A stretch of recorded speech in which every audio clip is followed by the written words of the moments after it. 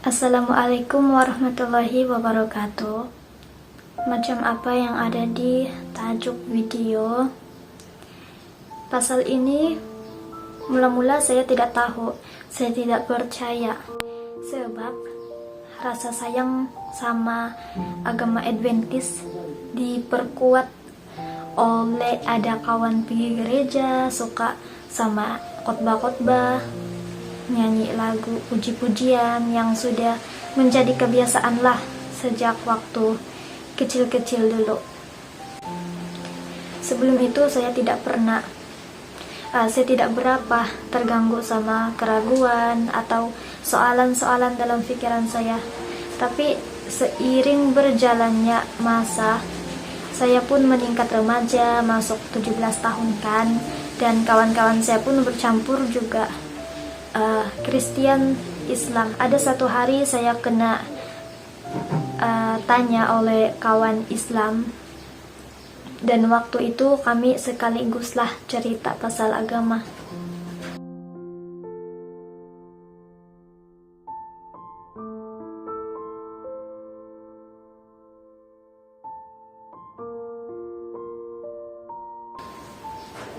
Masa tuh tiada apa-apa lagi niat saya untuk ambil tahu kebenaran atau kesalahan Alkitab, tapi memang bikin gegar hati lah, sebab pasal agama saya pun ragu mau jawab.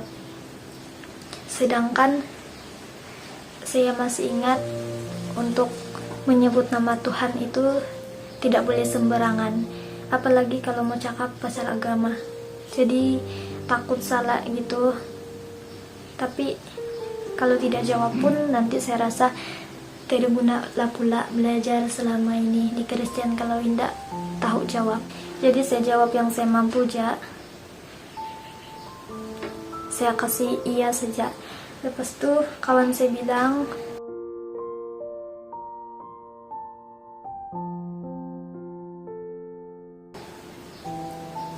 di situ saya memang tidak mau banyak cakap lah, sebab namanya berlainan agama. Jadi terima kenyataan saja, manusia ada kepercayaan masing-masing.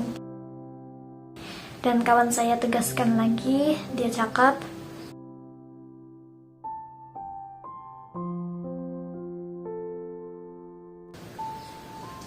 sebenarnya dalam masa yang sama tuh saya ada tanya bapak saya kalau dia kenal Dr. Zakir Naik. Saya dengan kawan saya nih berchat bah. Jadi masa itu bapak saya kasih tahu Dr. Zakir Naik orang India. Sekarang dia di Malaysia dan di sinilah dia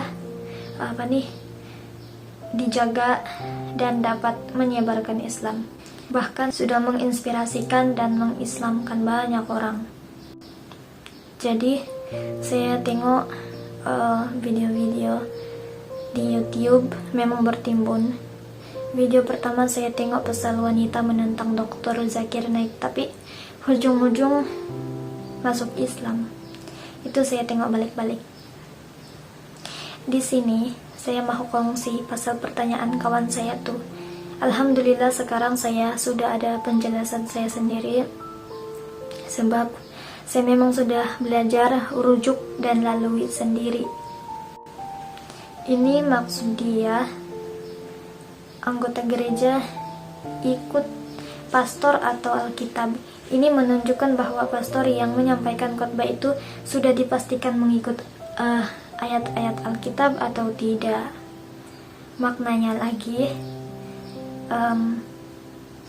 samakah apa yang ada di Alkitab dengan apa yang pendeta cakap? Kalau bilang pendeta atau pastor itu menyampaikan sama macam apa yang Alkitab cakap, itu dia boleh dikatakan dia tuh pastor yang bagus. Kalau bilang kitab tuh sembahlah Allah, sudahkah pendeta kita hari ini sampaikan dalam khotbah dia bahwa Allah lah yang patut disembah? Kalau bilang Alkitab Yesus adalah utusan, sudahkah pastor kita hari ini kasih tahu bahwa Yesus itu utusan? Jadi dari pengalaman saya sendiri, pernah jadi Kristen dulu, dalam gereja memang kena ajar Tuhan itu Yesus. Jadi boleh kena pikirkan selama ini kita ikut siapa? Bila pastor ajarkan Yesus itu Tuhan, sedangkan dalam Alkitab saya ambil ayat dalam Markus 12 ayat 29. Jawab Yesus, hukum yang terutama ialah, dengarlah hai orang Israel, Tuhan Allah kita, Tuhan itu Esa. Yesus cakap Allah itu Tuhan, Tuhan itu satu, Esa. Ada lagi nih, kan kawan-kawan saya nih ada yang Islam. Jadi saya tahulah ada orang punya Tuhan itu Allah. Tulisan Allah. Dalam Alkitab pun cakap di Ulangan 6 ayat 4. Dalam Ulangan 4 ayat 35 pun sudah kukuh pasal keesaan Tuhan. Engkau diberi melihatnya untuk mengetahui bahwa Tuhanlah Allah, tidak ada yang lain kecuali Dia. Jangan kita kasih serabut lagi, cukup Alkitab sudah cakap Tuhan Allah itu Esa. Nah, kita kena percaya yang itu, sebab itu wahyu firman. Saya pun tidak habis pikir bila di gereja ajar Yesus itu Tuhan, padahal dalam Alkitab ada saya jumpa ayat di Yohanes 17 ayat 3. Inilah hidup yang kekal itu, yaitu bahwa mereka mengenal Engkau satu-satunya Allah yang besar dan mengenal Yesus Kristus yang telah Engkau utus. Jadi betullah, ngamlah saya jumpa kawan saya. Dia bilang, orang Kristen itu kenapa kebanyakan ikut sama pastor atau pendeta? Terang-terang ada di dalam Alkitab, Tuhan itu Allah, tapi tetap juga anggota gereja itu ikut cakap pendeta yang mengajarkan Yesus itu Tuhan. Sekarang Alkitab sudah kena ubah, sehingga kan penyampaian pastor itu pun berselisih. Nah, dalam ayat Yohanes 17 ayat 3 nih, Yesus adalah utusan, dia cakap dia adalah utusan. Jadi saya minta maaf, saya lebih memilih untuk ikut Alkitab yang saya baca, sebab saya kena lebih percaya sama Alkitab.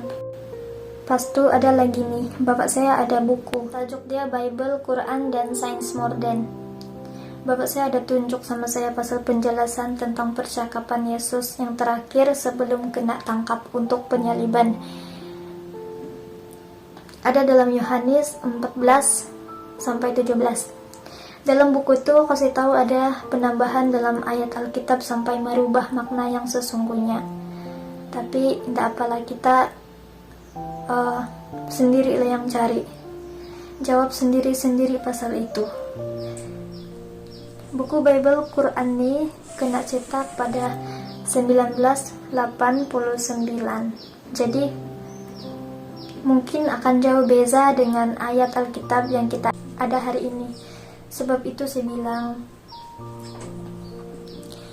macam manalah pastor mahu ajar bahwa Yesus itu bukan Tuhan kalau dorang pun tidak tahu bahwa Alkitab itu sendiri dalam cetakan yang sudah diubah. Tidak tahulah dorang tahu atau tidak. Sudah berabad ratus tahun soal kedatangan Nabi Sallallahu Alaihi Wasallam atau penolong Yesus, itu pun kena kasih tapuk dengan tambahan perkataan Rohul Kudus. Saya terus teranglah, itulah yang buat saya mau pindah agama. Bapak saya bilang, mungkin Muhammad dan Yesus itu ada kaitan, sebab dalam Yohanes 14 sampai 17 itu merujuk kepada Nabi Muhammad.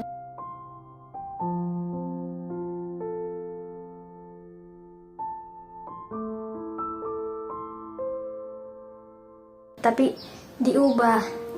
Jadi saya nampak sendiri pun Alkitab sekarang kalau boleh tiap cetakan baru ada sejak perubahan.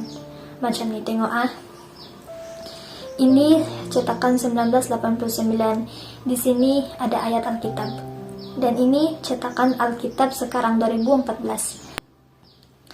Yang ini dalam 2007-8 gitulah. Sebab kabel dia tidak sudah nampak, hilang sudah. Tapi bilang bapak saya, Alkitab ini ada sejak saya masih kecil-kecil. Bukanlah saya mau mencari kesalahan agama Kristen, tapi cuma inilah yang saya nampak yang bertentangan dengan Alkitab itu sendiri, bah. Ini cuma perkongsian, jadi kalau kamu atau sesiapa saja mau ikut atau percaya itu terpulang.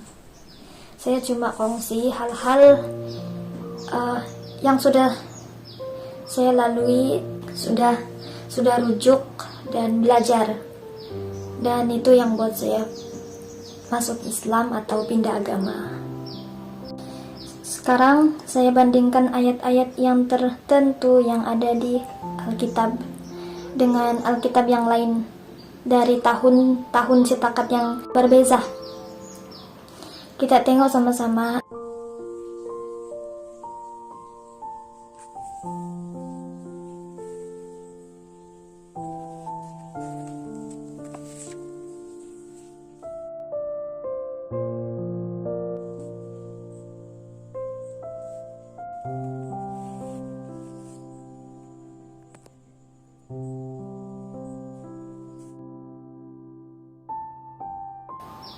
Jadi bagi saya biasa, bah, kita dapat bani tahu apa mana ayat yang asli, mana yang bukan asli kalau kita berbalik sama naskah Yunani.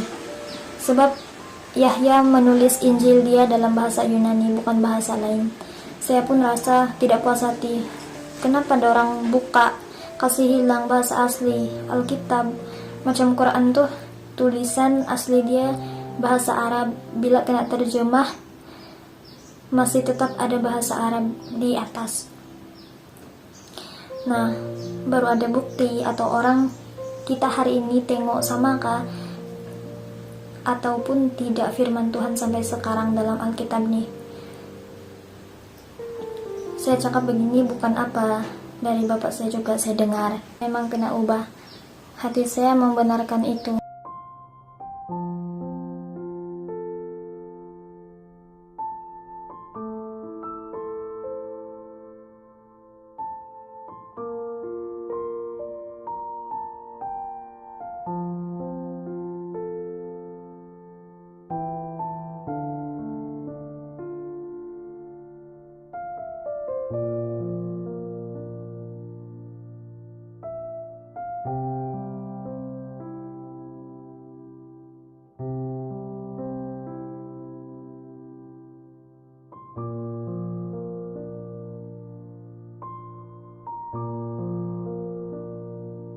Tambahan lagi, bila dalam Yohanes 14 ayat 26 ada bilang Rohul Kudus tuh kan, tapi tidak masuk akal bila kita cakap Rohul Kudus boleh bercakap dan dapat mendengarkan segala yang ia dengar. Kalau kita teliti, kita nampak tuh Yesus bilang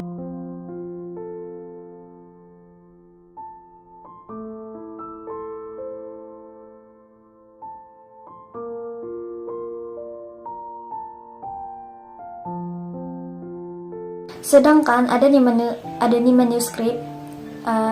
manuskrip Yohanes 14 ayat 26 kena jumpa di Gunung Sinai oleh Agnes S. Lewis. Manuskrip itu ditulis pada abad antara 4 atau 5. Bila manuskrip itu kena jumpa dalam keadaan berlapis dengan teks lain di atas, dorang kasih nama tuh manuskrip dalam bahasa Syriak, namanya Palimpsesti kalau tidak silap sebut. Dan bila teks atas kena padam, nampak balik teks pertama tuh teks asli, bahwa teks itu tidak menyebut Ruhul Kudus tapi cuma ruh tanpa tambahan. Jadi pengetahuan saya pasal itu cukup sudah sebagai petunjuk. Sudahlah saya nampak sendiri begini di Alkitab, tapi kena kasih sampai oleh pastor lain lagi. Nah, saya berani cakap begini sebab kamu yang mau tahu betul apa sebab saya pindah agama. Jadi saya kongsi. Saya harap saya tidak kena cakap cari kesalahan orang. Kamu pun ada akal, kalau kamu mau tahulah. Jadi pikirlah, kalau tidak puas hati, rujuk sendiri. Apa-apapun kalau saya baca Alkitab, saya tidak guna Roh Kudus tuh, barulah saya dapat jalan yang lurus. Sebab jelas, Paraklet nih maksudnya penolong. Dalam kitab sekarang nih sudah tertulis penghibur. Itu yang tidak asli. Nah, mengubah makna yang sesungguhnya. Saya anjurkan kamu baca semua yang ada dalam link di description di bawah. Saya betul-betul minta, tapi saya tidak paksalah untuk kebaikan kita juga. Terakhir, bila saya tahu akan kedatangan penolong Yesus tuh, kesimpulannya kalau ikut logik, penolong yang kena sebut oleh Yahya adalah seorang manusia macam Yesus, yang ada anggota untuk mendengar dan bercakap. Jadi, Yesus mengumumkan Tuhan nanti akan menurunkannya di atas muka bumi untuk memainkan peranan, yaitu peranan seorang nabi yang mendengar suara Tuhan dan mengulangi kepada manusia. Senang hati saya bila itu terbukti sama diri Nabi Shallallahu Alaihi Wasallam yang mendapat wahyu. Pastu beliau sampaikan kepada mula-mula tuh keluarga dia, lama-lama pergi sahabat, pastu lama-lama seluruh orang, tidak kisahlah di negara manapun. Nah, peranan dia mengajarkan soal keadilan, dosa, dan hukuman tuh macam apa yang sudah Yesus cakap dalam Yohanes 16 ayat 7 sampai 8. Bila saya bilang mau kasih tinggal Kristen, orang bilang saya tinggalkan Yesus. Sedangkan dalam Quran pun masih Yesus menyertai saya. Malah percakapan Yesus di Yohanes 14 ayat 15 itulah yang menuntun saya masuk Islam. Apa yang saya mau menyesal? Pasal angan-angan Tritunggal, saya ingat baliklah Ulangan 4 ayat 35.